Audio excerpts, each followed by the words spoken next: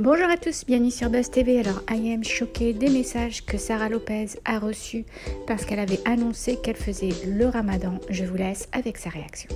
Vous êtes vraiment, mais vraiment... Alors aujourd'hui, il n'y aura pas de bonjour, il n'y aura pas de rien du tout, les êtres humains, mais vous êtes vraiment, mais je crois que c'est le pire truc qui existe, c'est l'être humain. C'est grave quand même d'être aussi mauvais, d'être aussi méchant. Je viens de tomber sur la... Je suis révoltée par ce que je viens de voir. Je viens de tomber sur la story de Sarah Lopez. Alors pour ceux qui la connaissent, tant mieux.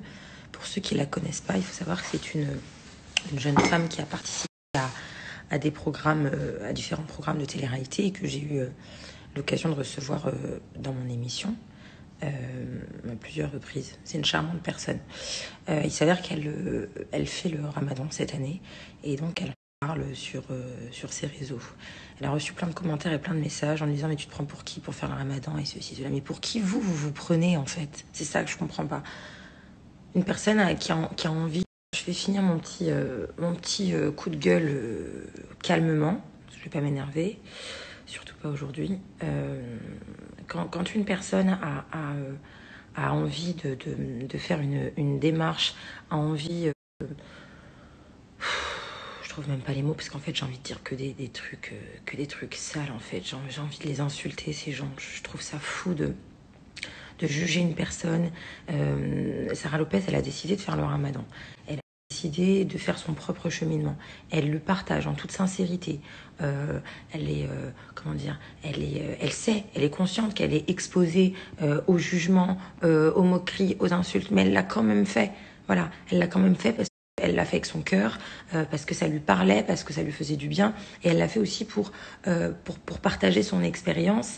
Et il n'y avait rien de malsain là-dedans. Donc vos messages là, à insulter, à lui dire... Que certains se diront certainement et se poseront la question « Mais Ayem, de quoi elle se mêle? Pourquoi elle prend la défense de Sarah ?» Voilà, on n'a pas on n'a pas de relation en particulier avec Sarah Lopez. Il faut savoir que c'est une jeune femme que j'ai reçue à plusieurs reprises dans mon émission, comme je l'ai dit précédemment, qui a toujours été... on a toujours eu des rapports très...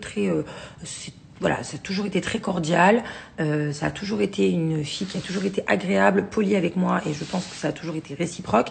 Mais oui, je m'en mêle, et commencez pas à dire justicière, pas justicière, ça n'a rien à voir avec ça, c'est juste que je suis révoltée de voir des jeunes femmes comme ça qui ont décidé d'avoir leur propre cheminement, qu'ils soient religieux, qu'ils soient autres ou qu'ils soient autres, et de se faire juger comme ça constamment sur les réseaux. Mais arrêtez un peu, arrêtez de fatiguer les gens comme ça sur les réseaux, d'insulter, de juger, mais arrêtez un petit peu. Arrêtez, voilà. Sarah, c'est magnifique ce que tu fais, bravo et force à toi. Bisous, bonne journée. Bon, il faut savoir que moi j'ai la chance d'avoir une communauté merveilleuse, franchement, et je vous remercie. D'ailleurs, bonjour à toute ma communauté, je vais me calmer, du coup je reprends le sourire quand je pense à eux, parce que franchement j'ai une communauté incroyable. Je reçois que des messages plus fous les uns que les autres. J'ai beaucoup de chance. Mais il fut un temps, c'était pas le cas. Il fut un temps, je faisais partie de ces personnes qui, je sais pas, qui citaient les nerfs aux gens sur les réseaux, certainement, voilà, de par mes attitudes, de par ce que je montrais, peu importe. Mais j'ai fait partie de ces filles qui ont bien ramassé sur Instagram. Dieu merci, aujourd'hui, je n'ai qu'une belle communauté qui m'écrit. Et tous les autres ne sont plus là, Dieu merci. Mais je sais ce qu'elle est en train de vivre, Sarah, et franchement, c'est pas cool ce que vous faites. C'est vraiment pas cool. À quel moment vous vous sentez légitime pour juger une personne qui se dit « ça fait que couper ». Je disais donc, à quel moment vous vous sentez légitime de quoi que ce soit pour vous permettre d'envoyer des insultes, de juger une personne qui a envie de se rapprocher de Dieu d'une quelconque manière, quelle qu'elle soit, peu importe, que ce soit une personne qui a envie d'aller à la messe, ou une personne qui a envie de commencer à faire le ramadan, ou une personne qui a envie de se voiler, ou une personne qui a envie de se mettre à la prière, ou peu importe, quelle que soit la religion, quel que soit ce que la personne a décidé de faire pour se rapprocher de Dieu. À quel moment vous vous sentez légitime derrière un écran pour dire à cette personne t'as pas à faire le ramadan, pour l'insulter, pour lui dire pour qui tu te prends, tu salis notre religion. Mais vous vous prenez pour qui? C'est vous qui la salissez, la religion, en jugeant les autres, en les insultant, en les faisant se sentir mal. Elle était triste ce matin, Bichette, elle l'a dit, elle était écœurée. Ça vous sert à quoi de faire ça, franchement? C'est nul. Vous n'avez pas envie d'envoyer des messages positifs aux gens, de les féliciter Je sais pas, moi je comprends pas. Vous avez pas envie de féliciter les gens?